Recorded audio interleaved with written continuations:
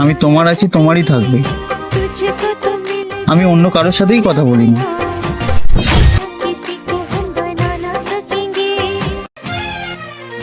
কোথায় যাচ্ছ তুমি? আসলে কি বলতো, সত্যিটা জানার পরেও কেউ যখন মিথ্যে কথা বলে না,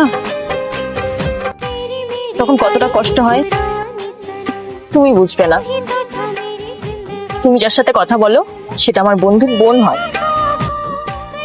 অথচ তুমি কত সহজে আমার দিব্যিকে মিথ্যে কথা বললে। যার কাছে কোনো আমার গুরুত্ব নেই তার কাছে থেকে লাভ নেই।